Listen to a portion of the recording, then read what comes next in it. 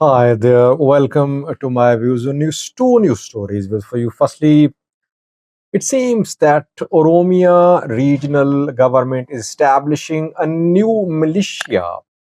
You can call it a force too, but I would call it a militia around Addis Ababa. What is the purpose of the establishment of this new militia? Is this new militia being raised to stop likely incursions, likely attacks by Fano fighters in the Oromia region, or is it an internal decision linked to Ola versus government issue?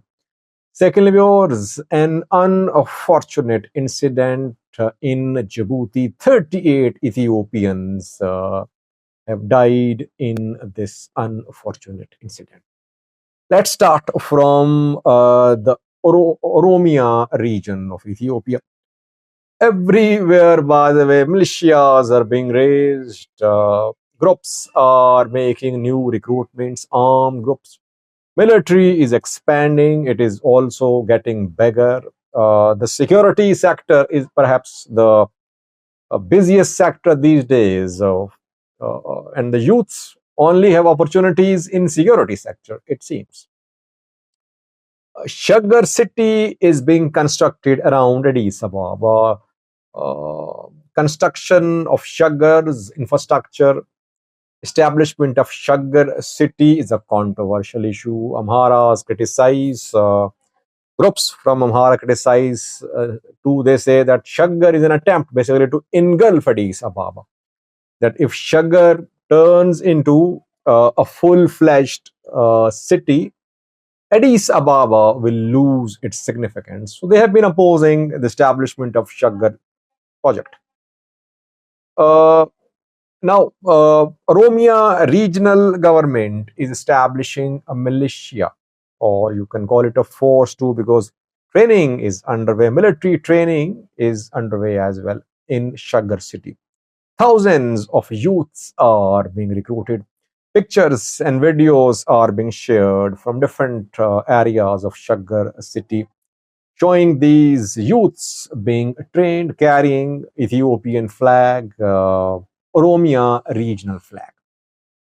Question is why is there need for new militias, new forces in Ethiopia? When will it stop? Everywhere we see militias. What is the agenda? Why is Oromia in need for new militia? Already there are so many militias forces operating in the Oromo region. Kachana Sarna here. Olas, more than one wings of the Oromo Liberation Army. Oromia Regional Forces, Oromia Special Forces, Oromia Police, Ethiopian National Defense Force, Intelligence Agency.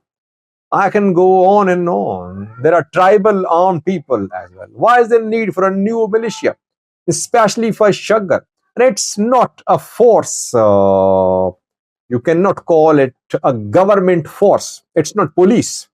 It's not military. It's a new militia. Well, what I have learned is that government wants to stop infiltrations. Oromia government wants to stop infiltrations.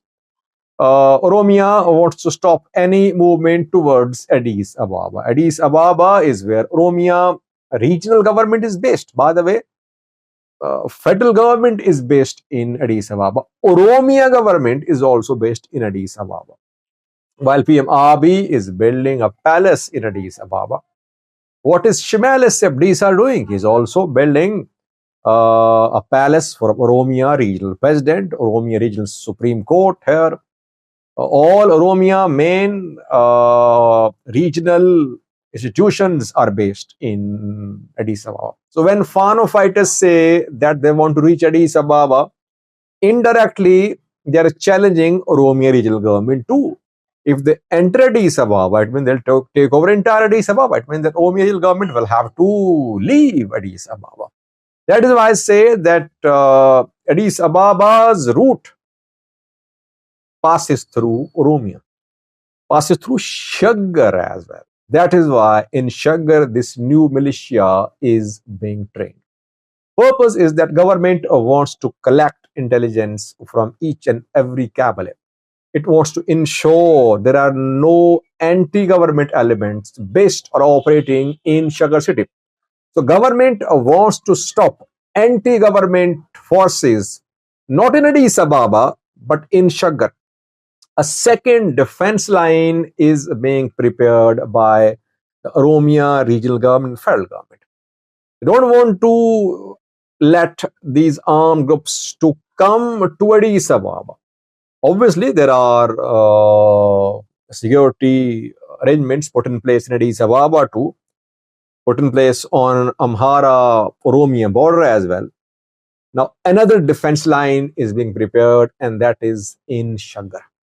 So it means that if Fano fighters manage to capture Amhara region, which is definitely not possible in days or weeks or months even, if they capture the entire Amhara region, even then their advance to Addis Ababa is going to be very difficult. Why?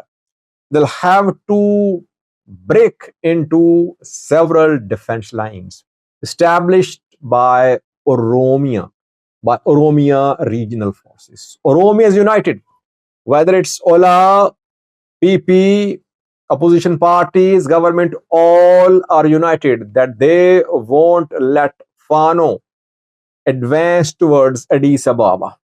They're united when it comes to stopping Fano. And they'll unite more, you'll see that. So now Fano will have to cross several defense lines. It will have to dismantle these defense lines to consider reaching Addis Ababa. That is why I say that it's going to be an uphill task for Fano fighters to move from Amhara into Oromia, passing through Shaggar and then reaching Addis Ababa. Let's see. So far, as I said earlier, Ethiopian youths have only future in security sector. It's easy for them to get jobs. They can be employed by Fano, by Ola, by militias, by government forces. But that is not how human resource is utilized in countries. Human resource is polished. Human resource is given acquaintance with the technology, and the human resource becomes a basis for development and prosperity. But unfortunately, this is what is happening in Ethiopia. Secondly, there was an incident which happened in Djibouti on Monday. Ethiopians migrate from Ethiopia in tens of thousands every year. They want to reach the Middle Eastern countries, and mostly they use the sea route, dangerous route. Sometimes they die on their way towards Middle Eastern countries. From Ethiopia, they try to reach Yemen. Across the sea, there is Yemen, and Yemen shares border with Saudi Arabia. And from Yemen, they try to enter Saudi Arabia. And when they reach Yemen, Saudi Arabia border again, there they have to face security forces. Security forces open fire indiscriminately there. Numerous organizations have published reports showing the cruelty shown by Saudi Arabian forces on Ethiopian migrants who try to enter Saudi Arabia from Yemen. So these migrants have to pass through several barriers to sneak into Saudi Arabia and other Middle Eastern countries. Yesterday, a boat carrying Ethiopian illegal migrants capsized off Djibouti's coast. The boat was carrying around 60 Ethiopians. 38 died. Incident has been confirmed by Ethiopian embassy in Djibouti. It happened in north eastern part of Djibouti, of the coast of Djibouti. Around 200,000 Ethiopians every year try to cross from Djibouti by sea into Yemen, or they want to reach other Middle Eastern countries. Perilous journey, dangerous journey, and sometimes they lose their lives.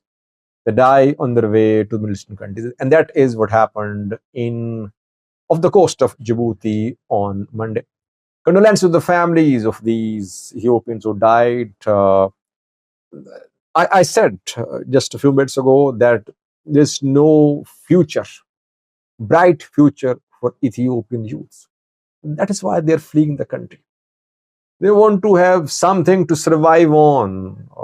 Women too, they risk their lives to reach Middle Eastern countries. Government is focused on security sector. The way government is spending on security institutions, it should spend the same amount on job creation too. Businesses should be promoted. Businessmen should be taken on board. But unfortunately, so far, things are not going in the right direction for business, for economy, for jobs in Ethiopia, especially for youth. Thank you for watching.